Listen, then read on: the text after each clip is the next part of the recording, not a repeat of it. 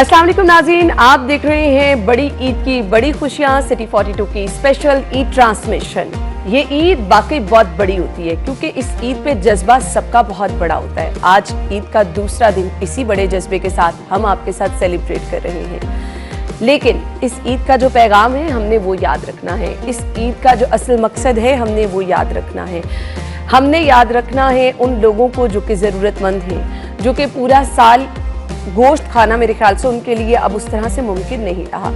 तो ईद का असल मकसद तो तभी पूरा होगा जब हम उन तमाम लोगों की ईद जो है उसको मीठा करेंगे, उसमें हम उनकी खुशियों का ख्याल रखेंगे। और एक्चुअली हम बहुत सारे लोगों को देखते हैं, मैंने तो बड़ी बड़ी इतनी इज्तिमाई कुर्बानियाँ देखी, मैं बड़ा खुश हुई कि बहुत सारे लोग ऐसे हैं जो कि अभी भी समझते हैं कि ये एक बहुत बड़ी रिस्पॉन्सिबिलिटी है, क्योंकि प्रॉपर इन इज्तिमाई कुर्बानियों में हम देखते हैं कि एक प्रॉपर तरीक़ेकार के थ्रू जो है वो लोगों में गोश्त तकसीम किया जाता है। फिर कुछ NGOs इतने ज़बरदस्त तरीके से काम सर अंजाम दे रही हैं, और इसी तरह हमारे इर्द गिर्द हमारे रिश्तेदार सब लोगों को हमने देखा।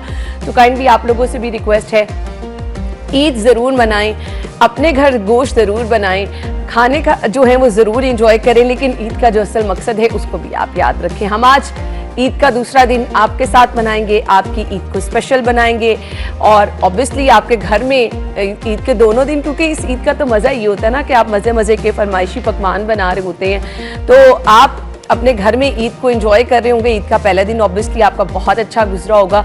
तो होता क्या है जी, जो लोग पहले दिन कुर्बानी कर लेते हैं वो दूसरे दिन किसी के घर मेहमान चले जाते हैं, जहाँ दूसरे दिन कुर्बानी होती है वो पहले दिन किसी के घर मेहमान जाते हैं। तो इस तरह ये ईद की खुशियाँ जो है इनका मज़ा दोबाला हो जाता है।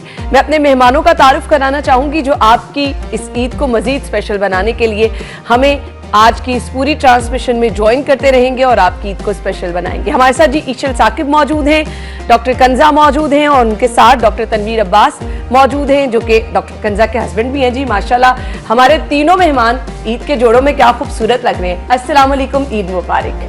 वालेकुम अस्सलाम, ईद मुबारक। आपसे स्टार्ट कर रही हूँ ईशल, कैसा रहा ईद का पहला दिन? बहुत अच्छा रहा, बहुत एंजॉय किया। मसरूफियत वाला दिन होता है ना, मसरूफियत वाला बिल्कुल इस तरह ही। छोटी ईद से थोड़ा चेंज होता है। बिल्कुल, छोटी ईद पे बस आपने से ड्रेस अप करना होता है। हाँ। बड़ी ईद पे रिस्पॉन्सिबिलिटीज जरा डबल होती हैं, हमारे लिए नहीं, थोड़ी हमारे बड़ों के लिए। हाँ। लेकिन ऑब्वियसली हम कंट्रीब्यूट कर रहे होते हैं साथ में, और इस दफ़ा थोड़ा हॉट वेदर है तो उसके अकॉर्डिंगली सारे ड्रेसअप भी वैसे होना और सब चीज़ों को साइड बाय साइड लेके चलना। तो लेकिन overall it was very good.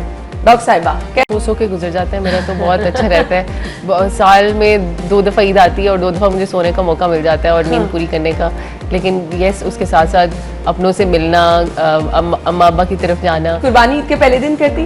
पहले दिन भी होती है, दूसरे दिन भी होती है अच्छा, कुर्बानी, और बस वो डिफरेंट डेज में चल रहा होता है। लेकिन ऑब्वियसली अभी बड़े माशाल्लाह बहुत एक्टिव है हमारे, अल्लाह ताला उन्हें सेहत दे, तंदुरुस्ती दे, तो वो कुर्बानी को ये रिस्पॉन्सिबिलिटी, वो उनकी रिस्पॉन्सिबिलिटी, हम उनकी हेल्प ज़रूर करते हैं। हाँ। लेकिन ये है कि मिल बांट के ये जिम्मेदारी निभाई जाती है। ज़बरदस्त ज़बरदस्त। डॉक्टर तनवीर अब्बास, कैसा रहा ईद का पहला दिन? बहुत ज़बरदस्त, और ईद की नमाज़ के बाद बस मिलना जुलना लोगों से, दोस्तों से, और अमूमन जो है वो गांव में जाके ईद की जाती है। अच्छा। हाँ, जहाँ से इंसान पैदा होता है, जिस मिट्टी से ताल्लुक़ होता है, उधर ही जाके बंदा ईद करता है। तो वहाँ तांता बंधा रहता है बस लोगों से मिलना जुलना। तो और देर बाद जाएं तो फिर ज़्यादा मिलने जुलने वाले लोग आते हैं। सही। तो कुर्बानी के टाइम पे खुद मौजूद होते हैं? बस थोड़ी सी देर, उसके बाद बस हैंड ओवर हो जाती हैं चीज़ें, जो लोग हैंडल कर रहे होते हैं उन्हीं को। हाँ। और बस वो खुद ही एक तरीक़ाकार है, उसके मुताबिक चीज़ें हो जाती हैं बस। सही। ईशल, कुर्बानी का गोश्त वगैरह तकसीम करती? मैं खुद नहीं करती। अच्छा। बिल्कुल, पेरेंट्स हैं, क्योंकि ऑब्वियसली अल्लाह का शुक्र है वो लोग दे आर क्वाइट यंग और वो मैनेज कर सकते हैं, तो अभी वो हमें रिस्पॉन्सिबिलिटी नहीं देते। लेकिन यस, मेरे ख्याल में हर घर में ऐसा ही होता है कि बड़े हैंडल कर रहे होते हैं। बिल्कुल, जब हम और थोड़े बड़े होंगे तो आई एम श्योर हम भी हैंडल करेंगे। तो अभी हम ट्रेनिंग वाली स्टेज में, अभी हम ट्रेन हो रहे हैं। लेकिन ये बहुत मुश्किल काम है डॉक्टर साहिबा, मुश्किल काम है। ये आप, क्योंकि मुझे जिस तरह से इतना सारा गोश्त नजर आ रहा होता है उसको मैनेज करना, तमाम रिश्तेदारों में, ज़रूरतमंदों में, वो फिर आपने 3 हिस्से बना के जो तकसीम करना होता है इतनी शदीद गर्मी में, वो कंप्लीट करना भी बहुत मुश्किल हो जाता है। बहुत मुश्किल, तो जल्दी जल्दी करना, फिर रिश्तेदारों का जहन में रखना कि किस किस को भेजना है, और ज़रूरतमंदों में ये बहुत बड़ा एक जिम्मेदारी है जो निभानी होती है, और उसके बाद फिर फेस्टिविटी शुरू होती है। बिल्कुल ऐसे ही है। सो डॉक्टर साहब, आप तो मेरे ख्याल से खाने पीने के शौकीन ही नहीं होंगे, क्योंकि आप तो वेट लॉस स्पेशलिस्ट हैं, तो फिर थोड़े बहुत शौकीन है खाने पीने के? नहीं, मैं खाने पीने का शौकीन हूँ। अच्छा। और ये ईद तो इतने फिर स्मार्ट कैसे हैं आप? खाना खाएं और जीने के लिए खाएं, हाँ। तो फिर आप स्मार्ट ही रहते हैं। बिल्कुल सही कहा, बिल्कुल सही कहा। तो ये ईद का गोश्त क्या वाकई बहुत ज्यादा मोटापा करता है? नहीं, ऐसा नहीं है। हमारी पाकिस्तानी लोगों को प्रोटीन्स खाने की वैसी इतनी आदत नहीं है, तो उनको मजीद नहीं डराना चाहिए, मेरा ख्याल है। जो खाना चाहे उसे खाने देना चाहिए। हाँ। और 1 ऑड डे या 3 ऑड डेज खाने से कोई मोटा नहीं होता है। वो तो रूटीन में एक चीज़ जब शामिल कर लेते हो आप, तो वो ज़्यादा नुकसानदेह हो जाता है। चलिए ये ईशल से पूछ लेते हैं। ईशल, ईद के तीनों दिन गोश्त अच्छा खासा खा सकते, कोई प्रॉब्लम तो नहीं होती? अच्छा, बिल्कुल। हमारे जिस तरह उन्होंने मेंशन किया कि हमारे स्टमक इतने यूज टू नहीं होते। यूज टू क्यों नहीं होते? क्योंकि हम लोग डेली बेसिस पे रेड मीट नहीं खा रहे होते, हाँ। यानी कि मटन और बीफ नहीं खा रहे होते। तो ऐसे में क्या होता है कि हम जब ईद के तीनों दिन खा लेते हैं और बहुत ज़्यादा खा लेते पेट हैं, खराब हो तो जाता है। गैस्ट्रिक इश्यूज आ जाते हैं, पेट खराब हो जाता है, हाई ब्लड प्रेशर हो जाता है, हॉस्पिटलाइजेशन हो जाती हैं, वॉमिट्स आने लग जाती है, बहुत सारी मल्टीपल। मौसम भी ऐसा है ना, मौसम गर्मी भी इस बहुत तरह का ज्यादा है। उसमें एक मेजर कंट्रीब्यूटिंग फैक्टर है ना, ये भी है कि हम लोग करते हैं बारबेक्यूज। और बारबेक्यू में बहुत कम लोगों को पता होगा कि माइक्रोबियल एक्टिविटी होती है, वो कम्प्लीटली बर्न नहीं होता। हाई हीट पे आपको प्रॉपर ऑप्टिमम हीट में कुक करना होता है। चिकन तो कुक हो जाता है, लेकिन मटन एंड बीफ को हम डिफाइन नहीं कर सकते, वो ज़रा थोड़ा डिफिकल्ट सिचुएशन होती है। तो उस पर थोड़े से माइक्रोब्स का रह जाना, माइक्रो ऑर्गेनिज्म का ग्रो करना और फिर उसको गट को डिस्टर्ब करना, ये बहुत कॉमन होता है। तो अगर आप बारबेक्यू कर रहे हैं तो उसमें ऑब्वियसली बहुत सारी फीमेल्स को बहुत प्रैक्टिसेस पता होती हैं। इनिशियली थोड़ा सा गोश्त को टेंडर करके, थोड़ा सा उसे प्री कुक करके देन आप बारबेक्यू करें, सो दैट उसमें माइक्रोबियल एक्टिविटी के चांसेस कम हो, फिर आप बीमार नहीं होंगे। और इस तरह अगर जिक्र किया जाए ईद के तीनों दिन गोश्त बहुत ज़्यादा खाने का, तो एक ऑप्टिमम रेंज में खाएं, बिकॉज ईद पे मना नहीं हम कर सकते, लेकिन आप ऑप्टिमम एक रखें। आप 70 ग्राम्स ले लें, यानी कि 2 फिलेज ले सकते हैं लेट्स से बीफ स्टेक के per day.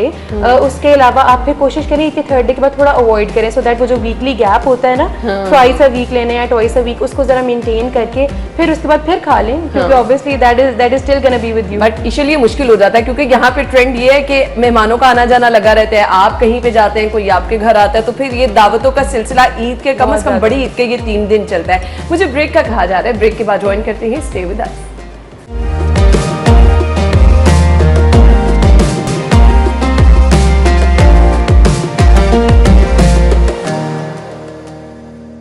Welcome back once again. बड़ी ईद की बड़ी खुशियां हम आपके साथ सेलिब्रेट कर रहे हैं, और ईद आपने किस तरह से मनानी है बहुत ध्यान से वो आपको बताते जा रहे हैं। ईशल हमारे साथ हैं, डॉक्टर कंजा हैं, डॉक्टर तनवीर हमारे साथ मौजूद है। अच्छा, अब यहाँ पे अल्लाह ताला ने इतना खूबसूरत कॉम्बिनेशन बनाया है। डॉक्टर साहिबा लोगों को खूबसूरत बनाती हैं और डॉक्टर साहब लोगों को स्मार्ट बनाते हैं। आजकल डिमांड ही इसकी है। डॉक्टर साहिबा, बहुत ज़्यादा खाने से भी प्रॉब्लम हो जाती है स्किन पे, कोई ऑयली स्किन जिन लोगों की हो, पिंपल्स वगैरह निकल आते हैं, और ये स्पाइसी खाना और ख़ास तौर पर मीट अगर आप खा रहे हैं तो प्रॉब्लम होती है कोई? जी देखिए, अगेन मीट तो बहुत अच्छी एक गुड प्रोटीन का सोर्स है, तो ये ज़रूर रखना चाहिए, लेकिन मॉडरेशन बहुत ज़रूरी है। एतदाल, दरमियानी रास्ता हमेशा बेहतरीन रास्ता है। और मुझे लगता है कि अगर स्किन वाइज इन 3 दिनों में कोई चीज़ बहुत अच्छी है तो वो बोन ब्रॉथ है, जो आप पाए बनाते हैं। अच्छा। तो that is best source of collagen. तो अगर आप वो जो कोलेजन शॉट्स पीते हैं या महंगी दवाइयाँ खाते हैं, डॉक्टर साहिबा ने राज बता दिया। उसकी बजाय अगर आप बोन ब्रॉथ रख लें और उसको बना के बेशक फ्रीज कर दें, और फिर 1 टेबलस्पून 2 टेबलस्पून आप डेली बेसिस पे लेते रहें, तो वो बहुत हेल्दी है फॉर स्किन। इनमें से कोई भी चीज़ अनहेल्दी नहीं है स्किन के लिए, लेकिन ज़्यादा शुगर्स का लेना और फाइन कार्ब्स का लेना वो स्किन में इन्फ्लेमेशन करता है, उससे ब्रेकआउट्स आते हैं, एक्नी होती है। लेकिन बड़ी ईद जो है वो बड़ी बाबरकत है, इसमें सारी चीज़ें स्किन के लिए अच्छी हैं। आप ज़रूर खाएं, लेकिन मॉडरेशन में रह के खाएं। अब पायश है, डॉक्टर साहिबा ने खाने का कह दिया, तो डॉक्टर साहब लोग तो बहुत खाना शुरू हो जाएंगे, खासतौर पे खवातीन जो कि अपनी स्किन के हवाले से परेशान रहती हैं, तो वो कहेंगी डॉक्टर साहिबा ने कहा था कि आप ज़्यादा खा लें, तो ये मॉडरेशन के साथ खाना है? मॉडरेशन के साथ। अच्छा, पाए बड़े हेल्दी होते हैं। Yes yes. अगर आप वो बहुत ज़्यादा लें तो वो तो फिर अच्छा खासा मेरे ख्याल से मोटापा भी हो सकता है। मोटापा तब होगा अगर उसके अंदर ढेरों ढेर आप ऑयल डालेंगे, और उसके अंदर एक तेल की और पूरी एक तह जमी होती है, अगर उस तरह के खाएंगे फिर उससे मोटापा होगा। वैसे हमारे यहाँ तो खाने का ट्रेंड यही है, इसी तरह से खाया जाता है। तो अब आप डॉक्टर साहिबा ने अगर कहा है तो उसको खाएं मॉडरेशन के साथ, कम खा लें, ये हो सकता है जी। अच्छा डॉक्टर साहब, मुझे ये बताएं, जो ऑलरेडी मोटापे का शिकार लोग हैं उनको कुछ सजेस्ट करेंगे कि उन्हें पोषण कंट्रोल करके किस तरह से खाना है, क्या चीज़ें? अब 3 टाइम ही अगर आप गोश्त खाते चले जाएंगे प्रॉब्लम तो हो सकती है ना? हाँ जी, हम बाकी गेस्ट ने भी ये इस बात पे जोर दिया है कि मॉडरेशन के साथ और कैलोरीज को देख के खाएं। और अगर आपके सामने इतना ज़्यादा मटन या बीफ आ ही है तो आपके पास ही पड़ा रहेगा, वो फ्रीज रहेगा वो, तो उसको आहिस्ता आहिस्ता खाएं और डेली रिक्वायरमेंट के मुताबिक खाएं, एकदम से बहुत ज़्यादा मत खाएं। अच्छा ईशल, क्योंकि गर्मी है तो हमें पानी की इनटेक तो बहुत अच्छी रहती है ना। बिल्कुल, वाटर बहुत इसेंशियल है स्पेशली इस मौसम में। अच्छा इस दफ़ा इस तरह हुआ है कि ईद जो पहली ईद आई, छोटी ईद, वो उस मौसम में आई जब हम लोग बिल्कुल ही विंटर से स्टेप आउट कर रहे थे और समर्स में अच्छा स्टेप इन कर रहे थे। अच्छा मौसम था, लेकिन विंटर्स में हम डिहाइड्रेट हो गए थे। स्किन पे बहुत, डॉक्टर कंजा बता सकती हैं, स्किन के बहुत इश्यूज आ जाते हैं। मेरे साथ खुद इश्यूज थे, ऑल्दो मैं पानी बहुत पीती हूँ, लेकिन वो यही ना क्योंकि डाइट्स इस तरह की होती हैं। और अब ईद ये वाली ऑब्वियसली अब हम फिर थोड़े डिहाइड्रेटेड हैं, समर्स बहुत ज़्यादा पीक पकड़ चुके हैं, गर्मी है और बॉडीज बहुत डिहाइड्रेट हो जाती है, तो हाइड्रेशन बहुत इंपॉर्टेंट है। और वैसे भी आपको पता है कोई भी चीज़ डाइजेस्ट करने के लिए, कोई भी फूड इस प्रॉपरली इंजेस्ट करने के लिए और आपके मेटाबॉलिक रेट को फास्ट करने के लिए और ऑप्टिमम रखने के लिए पानी बहुत इंपॉर्टेंट है। तो आप पानी का बहुत इस्तेमाल करें। बल्कि एक और मैसेज है जो मैं आपके शो से देना चाहूँगी कि इस मौसम में जो भी लोग राइडर्स आते हैं या आपका स्टाफ है या कोई भी लोग हैं, तो आप उनके लिए घर पे ठंडे पानी का एटलीस्ट अरेंज करके रखें, या उनके लिए जूसेस जो हैं क्योंकि वो इलेक्ट्रोलाइट्स होते हैं, तो आप जूसेस भी अरेंज करके रखें, फ्रिज में ठंडा करके रखें, सो दैट कोई भी राइडर अगर धूप में आपको कोई भी चीज़ डिलीवर करने आ रहा है, जो कि बहुत कॉमन है, ऑनलाइन शॉपिंग बहुत होती है, तो आप उन्हें फर्स्ट थिंग आप उन्हें वो जूसेस लाजमी दें या पानी एटलीस्ट ज़रूर दें, सो दैट उनका हाइड्रेशन लेवल मेंटेन रहे। आप अपना भी ख्याल रखें लेकिन उनका भी ख्याल रखें। बिल्कुल आपने ठीक कहा। डॉक्टर साहिबा, घर में क्या पकवान बनते हैं आपके ईद के स्पेशली, कुछ फरमाइशी पकवान आप खुद खाती हैं ईद का गोश्त? जी कुछ खा सकती हूँ। जैसे मैं कीमा ज़्यादा पसंद करती हूँ, कीमे के बने हुए कबाब, चपली कबाब और कीमे के मटर कीमा, ये मैं खा सकती हूँ। और वैसे अल्हम्दुलिल्लाह बनता तो सभी है। एक तो मटन पुलाव बहुत कॉमन एक डिश है, क्योंकि बहुत ज़्यादा रोटी नहीं खानी पड़ती साथ, तो वो एक इजी डिश होती है, तो वो सबसे पहले बन जाती है। और सुबह के वक्त कलेजी का भी एक वो होता है ट्रेंड, कलेजी बनती है, और उसके बाद फिर कोरमा और वो चीज़ें चलती रहती हैं। तो ये पकवान बनते हैं, लेकिन मुझे पर्सनली जो ज़्यादा पसंद होता है वो होता है कि कीमे की फॉर्म में कोई चीज़ हो, तो वो मैं इजीली कंज्यूम, और मुझे वो ज़्यादा टेस्टी लगती है। ईशल, ये ज़्यादा हेल्थ के लिए भी अच्छी है कि आप सालन वगैरह से कबाब फॉर्म अगर ले लें तो वो ज़्यादा बेहतर होगा? पाकिस्तान में बेटर है क्योंकि हम लोग बहुत ज़्यादा फैट डालते हैं, जो हमारे ऊपर एक फ्लोटिंग ऑयल का एक लेवल ना नजर आए तो हमें मज़ा ही नहीं आता, और हमारी मदद उस सालन को एक्सेप्ट ही नहीं करती। वो कहती है ये तो सही अच्छा है ही नहीं। तो अनहेल्दी चीज़ बहुत ज़्यादा होती है कि बहुत ज़्यादा फ्लोटिंग ऑयल ऊपर। तो कबाब और इस तरह की जो मिन्स मीट से बनी हुई चीज़ें हैं उसमें 2 फैट होता है, स्पेशली बड़ी ईद पे, क्योंकि रेड मीट के अंदर नेचुरली फैट के कट्स होते हैं। लेकिन आप अगर वो बनाते हैं तो एटलीस्ट सिर्फ वही फैट रहता है, अब उसको बहुत ज़्यादा डीप फ्राइंग ना करें, बिकॉज बहुत सारे लोग कोफ्ते और इस टाइप की चीज़ें बनाते हैं और डीप फ्राई करते हैं। क्योंकि जो कुर्बानी का जो गोश्त है उसमें ऑलरेडी फैट है, तो आप कोशिश करें उसको सिर्फ शैलो फ्राई करें या सिर्फ उसको ग्रिल कर लें, तो वो ऑप्टिमम है, वो अपने ही फैट्स रिलीज करेगा और वो हेल्दी है। सालन से तो बहुत हेल्दी है। लेकिन सालन भी खाएं। सालन बनाने का मेथड थोड़ा आप डिफरेंट कर सकते हैं। ऑब्वियसली आप ऊपर इतना ऑयल ना डालें क्योंकि अंदर बहुत ऑयल है, इस चीज़ को अंडरस्टैंड कर लें। ऑयल ऊपर से डालेंगे या मीट के अंदर इटसेल्फ है वो फ्लोट करेगा, तो अंदर वाले जो मीट है उसी को मेल्ट होकर फ्लोट करने। बिल्कुल डॉक्टर तनवीर, क्योंकि आप वेट लॉस सर्जन हैं, जो लोग सर्जरी करा चुके हैं वो खा सकते हैं चीज़ें इस तरह से, जिस तरह मतलब नॉर्मल लोग ईद को एंजॉय कर रहे होते हैं 2-2 3-3 टाइम, उनको तो फिर बड़ी आपने सजेस्ट करते होंगे कि पोर्शन कंट्रोल करके खाना है और एकदम से बहुत ज़्यादा नहीं खाना। अच्छा, ये जो पोर्शन कंट्रोल है ना, सर्जरी के बाद बड़ा इजी हो जाता है मेंटेन करना। अच्छा, because size capacity of the intestine and stomach इतनी हम रिड्यूस कर देते हैं कि आप खा ही कम पाओगे। जहाँ पहले आप 2-2 नान खा जाते थे या आप बहुत ज़्यादा सालन खा जाते थे, आप खाओगे बहुत थोड़ा सा, कैपेसिटी कम है, तो अंदर से सिग्नल आ जाएगा कि बस आपने 3 बोटियाँ खा ली हैं, वो और आप नहीं खा सकते। बस जिस तरह एक नॉर्मली इंसान को भी सिग्नल आता है कि मैंने बहुत खा लिया, तो कैपेसिटी कम होने की वजह से पोर्शन कंट्रोल तो ऑटोमेटिकली आ जाता है। नाउ बहुत कुछ बना हुआ है, तो क्या मैं ये सब कुछ खाऊं या ना खाऊं? सब कुछ खाएं, जो कुछ ऐसा ऑफ द टेबल नहीं होता सर्जरी के बाद। अल्लाह की नेमतें आप सब कुछ एंजॉय करें, लेकिन एतदाल में रहना इजी हो जाता है। हाँ, वो तो जी हमारा दीन भी कहता है एतदाल के साथ खाएं, भूख रख के खाएं तो आप तंदुरुस्त रहेंगे, लेकिन हमने थोड़ा सा ट्रेंड चेंज कर लिया है। डॉक्टर साहब, आप बहुत लेट नाइट लोग खा रहे हैं, ये जो स्टमक है ये अगर आपका अपसेट हो तो स्किन पे वाकई इशू होता है? जी बिल्कुल, पहले हम नहीं मानते थे ये बात। हमारी आज से 10 साल पहले वाली रिसर्च में ये बात नहीं थी, लेकिन अब ये बहुत ज़्यादा इस पर रिसर्च हो रही है कि आपकी gut health is directly related to your skin health. आपकी गट अगर इन्फ्लेम्ड है, उसमें इन्फ्लेमेशन है, वो हैप्पी नहीं है, तो आपकी स्किन भी हैप्पी नहीं होगी। अक्सर ऐसे लोगों को जिनको गट के कुछ ना कुछ प्रॉब्लम्स होते हैं, कॉन्स्टिपेशन होते हैं या डायरिया रहता है या स्टमक में पेन रहती है, तो उनको एक्ने होती है। ये मेरी बहुत कॉमन ऑब्जर्वेशन है। ऑल्दो हमारी एलोपैथी इसको इतना नहीं मानती, लेकिन इस पर बहुत रिसर्च हो रही है और हम ये समझते हैं कि जैसे आपके गट का माइक्रोबायोम चेंज होता है तो आपकी स्किन का माइक्रोबायोम भी चेंज होता है और इन्फ्लेमेशन ट्रैवल करती है थ्रू डिफरेंट सिस्टम्स। तो इसलिए आपके गट का, वो हकीम लुकमान ने कहा था ना कि वो एक गट जो है आपकी पेट का ख़राब होना वो 100 बीमारियों की निशानदेही करता है। तो ये बिल्कुल सच बात है। आपकी गट हेल्दी नहीं है तो आपका कुछ सिस्टम हेल्दी नहीं हो सकता।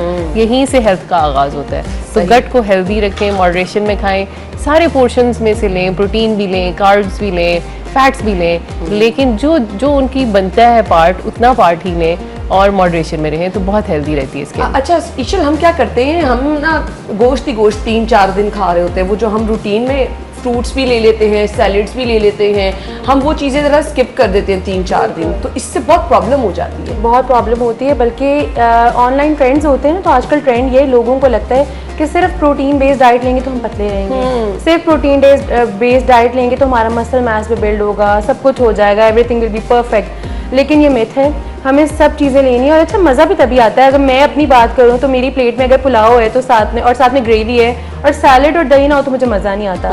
तो आप फुल एंजॉय करके खाएं, अपने आप को रिस्ट्रिक्ट नहीं करें और सब चीज़ें अपनी प्लेट में डालें। बिकॉज ऑब्वियसली जब हमें वेजिटेबल्स वगैरह, रॉ वेजिटेबल्स, बहुत मज़ा आता है। एक तो टेस्टी होती है, फुलफिलिंग होती है, प्लस कैलोरीज भी बड़ी बैलेंस कर देती है और सारे न्यूट्रिएंट्स आपको मिलते हैं। बहुत सारे न्यूट्रिएंट्स इस तरह के हैं जो हमें फ्रूट्स और वेजिटेबल्स रॉ फॉर्म में देते हैं और वो बहुत एफिकेसी उसकी ज़्यादा होती है, बहुत ज़्यादा एब्जॉर्प्शन रेट होता है उनका।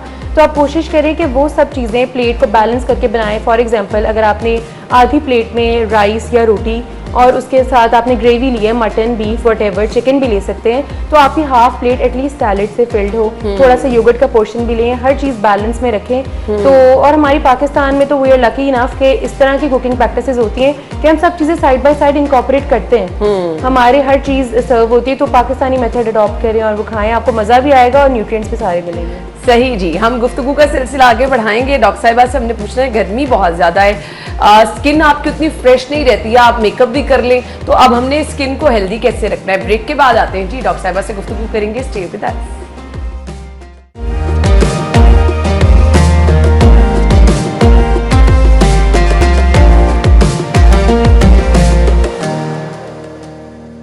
Welcome back once again. बड़ी ईद की बड़ी खुशियां हम आपके साथ मना रहे हैं। अच्छा, ईद पे खाने के साथ साथ सब लोगों की कोशिश होती है डॉक्टर साहबा बड़े खूबसूरत लगे। अब वो जो मेकअप आजकल कर रहे हैं, वो गर्मी इतनी है, मेकअप आपका मेल्ट हो जाता है। हम आजकल हालांकि ट्रेंड है कि आपने लेस मेकअप करना है, तो अच्छा मेकअप स्टे कैसे कर सकता है? हमने क्या करना है अपनी स्किन के साथ? कुछ एक आधी टिप दे दें कि अगर मेकअप से पहले ये आप कर लेंगे तो मेकअप अच्छा रहेगा, आपकी स्किन अच्छी रहेगी। जी, मेरा ख्याल है कि एक तो सबसे पहले स्किन क्वालिटी पे काम होना चाहिए। ये नहीं हो सकता कि स्किन क्वालिटी ख़राब हो और उसके ऊपर आप अच्छा मेकअप करेंगे तो बहुत अच्छी लगेगी स्किन। स्किन आपकी मेकअप के अंदर से भी नज़र आती है, हेल्दी स्किन का पता चल जाता है। तो एक तो स्किन हेल्थ पे काम करें, जो कि हम अक्सर बताते रहते हैं, बड़े शोज़ हमने उस पर किए हुए हैं। लेकिन अगर आपने मेकअप को अच्छा ठहराना है तो आपको एक गुड मॉइस्चराइजिंग सनस्क्रीन उससे पहले लगा लें, क्योंकि सनस्क्रीन तो मस्ट है। बहुत गर्मी है, बहुत धूप होगी और उससे आपकी स्किन डैमेज होने का खतरा रहेगा। तो एक tinted moisturising sunblock as a primer भी काम करता है, बहुत सारी कवरेज भी दे देता है और मॉइस्चराइज भी रखेगा। लेकिन जब आप चूल्हे के पास जाएंगे या किचन में काम कर रहे हैं तो उस वक्त इतने क्रीमी चीज़ें मत लगाएं। उस वक्त आपके पास एक रोज़ वाटर की एक बॉटल होनी चाहिए जो आपकी फ्रिज में पड़ी होनी चाहिए और उसको निकाल के एवरी 10 मिनट्स 50 मिनट्स आपने स्प्रे करना है, कूल डाउन रखना है स्किन को। ये दो चीज़ें करेंगे तो आप बचे रहेंगे इस ईद पे अपनी स्किन को नुकसान पहुंचाने से या सनबर्न से या रैश से। यानी आप मेकअप शेकअप करें, थोड़ी सी जो स्किन केयर करनी है वो डॉक्टर साहबा ने आपको बता दी है। डॉक्टर साहब, आप स्किन केयर के मशवरे लेते रहते हैं? ऐसे तो माशाल्लाह आप दोनों खूबसूरत हैं। Very natural. हाँ, मैं वही कह रही हूँ। तो डॉक्टर साहबा खुद कुछ केयर के वाले से ये कर लें, ये कर लें। हाँ जी, बिल्कुल। मॉइस्चराइजर कौन सा लगाना चाहिए, कब लगाना चाहिए, ये तो जरूरी है ना, मुझे कहने की या पूछने की जरूरत नहीं पड़ती, वो वैसे ही वहाँ पहुँच जाती है वो चीज़। घर में पड़ी होती जी, है। वो इन्वेंट्री पूरी होती है कि इनको ये मॉइस्चराइजर सूट करता है, ये सनब्लॉक सूट करता है, और फिर इनके पास टाइम तो नहीं होता, लेकिन whenever he comes to clinic तो फिर मैं इनके पकड़ के कुछ प्रोसीजर्स भी कर देती हूँ। तो कभी कुछ प्रोसीजर किया हो तो लोग फिर कमेंट भी कर रहे होते हैं कि आपकी जॉ लाइन कैसे बनी है, तो वो फिर वो मुझे ही देखना पड़ता है, क्योंकि इनको ज़ाहिर है बिजी रहते हैं तो खुद से केयर नहीं कर पाते हैं। लेकिन मुझे ये होता है कि जहाँ ये यूज़ कर रहे हो चीज़ें अपनी वॉशरूम में, इनके टूथब्रश के साथ साथ सारी चीज़ें पड़ी हों, सब चीजें पड़ी हों, तो वो फिर यूज़ कर लेते हैं। अदरवाइज आपको पता है males are not that particular कि हम ये भी लगाएंगे, ये भी लगाएंगे। एग्जैक्टली ऐसे ही है। सो आपको स्किन केयर तो मिल जाती है, ये वाली टेंशन नहीं है, परेशानी नहीं है। अच्छा मुझे ये बताइएगा, जैसे कि डॉक्टर साहब भी मसरूफ, आप भी मसरूफ, तो ये ईद के दिनों में तो टाइम घर मिल जाता होगा ना? बिल्कुल बिल्कुल, ये उन चंद दिनों में से है कि जो हम दोनों एक साथ गुजार लेते हैं। अदरवाइज़ क्या होता है कि जब दिन शुरू होता है तो इनका अपना दिन चल रहा होता है, मेरा अपना दिन चल रहा होता है, तो 24 घंटे में से यूँ समझिए कि घंटों भी हम साथ नहीं रह पाते।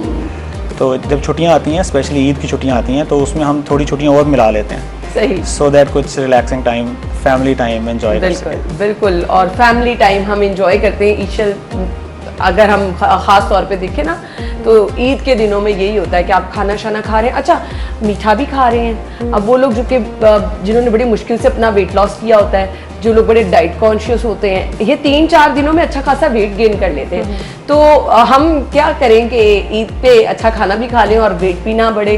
कोई टिप दे सकती हैं? अच्छा, पहली बात ये कि एक दिन में ना वेट लॉस होता है एक दिन में, और ना ही वेट गेन होता है। तो एट टाइम्स होता है कि हम जब भी ईद की गैदरिंग्स होती हैं तो कोई एक दिन होता है जिसमें बहुत ज़्यादा सारी फैमिली इकट्ठी हो रही होती है, गैदर हो रही होती है, तो उस दिन आप खा लें जितना आपका दिल कर रहा है, खा लें। ऑब्वियसली अगर आप मॉडरेशन में रहने के आदी है ना, तो आपके स्टमक को भी उसी की आदत हो जाती है, आपका स्टमक उसी लेवल का एक्सपैंडेड होता है, तो आप उतना ही खा पाएंगे जितना आपकी बॉडी बर्दाश्त कर सकती है। तो उसमें ये कि आप हर चीज़ खाएं, और अगेन वेट गेन अगर आपने नहीं करना तो आप कोशिश करें कि 3-4, अब तो वीकेंड भी आ जाएगा साथ में, तो लोग कंबाइन कर लेते हैं ना छुट्टियों को, तो कोशिश करें कि फिर सिर्फ ईद पे खाएं या पहले 2 दिन खा लें, और उसके बाद तीसरे दिन से आप फिर मॉडरेशन में आ जाएं, और मीठा वगैरह उस तरह बहुत ज़्यादा ना खाएं। थोड़ा बहुत खाना तो सुन्नत भी है और दिल भी करता है ऑब्वियसली खाने के बाद थोड़ा सा मीठा लेना। उसकी फॉर्म्स आप ऑल्टर कर लें, अब तो तरबूज बहुत अच्छा आया हुआ है, तो वाटरमेलन का इस्तेमाल कर लें, या कोई भी सीजनल फ्रूट्स हैं उनके साथ अपनी स्वीट क्रेविंग्स जो है उसको सटाइटी दे दें, तो वो बड़ा अच्छा रह जाता है। और बस कोशिश करें कि अब ये जो इतनी ज़्यादा छुट्टियाँ उन सब में ही ना उस तरह खाएं, और कोशिश करें सिर्फ मीट ओवरलोड ना कर लें, मॉडरेशन भी इंपॉर्टेंट है, ये ज़्यादा ज़रूरी है आपकी अच्छी सेहत के लिए। ब्रेक के बाद हम आते हैं जी वापस, स्टे विद अस। तो बहुत जल्दी कम बैक होता है, वो इसी वजह से क्योंकि फैट सेल्स वही हैं, वो साइज में बहुत जल्दी फिर ग्रो कर जाते हैं। तो कोशिश करें बच्चों को शुरू से ही हेल्दी एक्टिविटी की आदत डालें, और उन्हें फिजिकल एक्सर्शन सिखाएं उनको, क्योंकि अब बहुत ज़्यादा स्क्रीन टाइम बढ़ गया है, तो क्या होता है कि बच्चे कमरे से बाहर स्टेप आउट करना ही पसंद नहीं करते, तो फिजिकल एक्टिविटीज़ हैं ही नहीं। तो कोशिश करें कि आप खुद भी उनके साथ इस तरह की प्लेफुल एक्टिविटीज़ में इंगेज हों, जहाँ बच्चे भी इन्वॉल्व हों, आप भी हो, ताकि दोनों की फिजिकल हेल्थ बेटर है और मेंटल हेल्थ भी साइड बाय साइड। ये बहुत ज़रूरी चीज़ें जी। डॉक्टर साहब, ईद के हवाले से एक मैसेज चाहिए देखने वालों के लिए।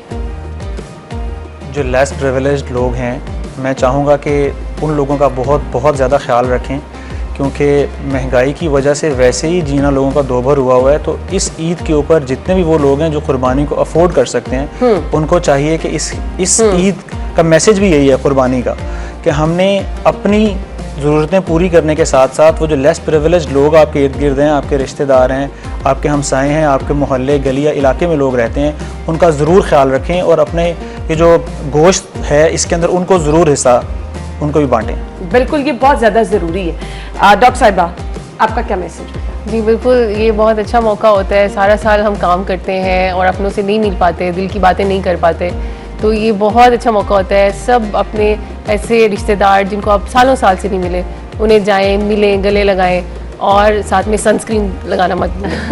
अगर आप अपनी स्किन इतनी गर्मी में अच्छी रखना चाहते हैं तो ये आपने ज़रूर करना है। ईशल, आपका क्या मैसेज होगा? सब बिल्कुल, जिस तरह अंडर प्रिविलेज्ड लोग या जो लो सोशो इकोनॉमिकल बैकग्राउंड से ताल्लुक़ रखते हैं, जिसमें हमारी हाउस हेल्प भी हो सकती है, और सिर्फ हमारी हाउस हेल्प नहीं, इर्द गिर्द आप देखिए बहुत सारे घर, हर घर के गार्ड्स, हर घर के डिफरेंट हाउस हेल्प होती हैं, उनको आप कोशिश करें जितना आप हेल्प कर सकते हो उतना करें, क्योंकि हम खुद तो अपने लिए आउटफिट्स नए खरीदते हैं, खुद अपने लिए वार्डरोब कम्प्लीटली रेडी करते हैं, head to toe brand new हमने कपड़े पहने होते हैं, तो इस मौके पे कोशिश करें कि आप उन्हें यूज क्लोथ देने के बजाय इफ़ यू कैन अफोर्ड तो आप उनको एक दफ़ा साथ ले जाएं, जिस ब्रांड से आप लेते हैं कभी एक दफ़ा उन्हें भी लेके देखें। और ये प्रैक्टिस मैंने भी करके देखी है एंड आई हैव रियलाइज्ड कि ये चीज़ उन्हें उनके फेस पे इतनी ब्राइट स्माइल्स लेकर आती है ना कि जहाँ से आप ले रहे हैं शूज़ क्लोथ आप वहाँ उन्हें एक दफ़ा लेके तो जाएं, उनकी जो खुशी है उसका लेवल ही और होता है। तो ये शायद आपकी पॉकेट पे इतना हैवी ना हो, शायद आपके लिए कुछ भी ना हो, शायद आप उससे ज़्यादा ही पैसे या उससे ज़्यादा वर्थ की चीज़ें उन्हें दे देते हो, लेकिन आप कोशिश करें कि एक दफ़ा ये करके देखें, आप देखिएगा उनकी खुशी का एक्साइटमेंट का लेवल ही और होता है। बिल्कुल, और ये ईद हमें जज्बा ही देती है इसार का, कुर्बानी का, मोहब्बत का। मोहब्बतें बांटें, अपने इर्द गिर्द वाले लोगों का खास ख्याल रखें, खास तौर पर इस ईद पर।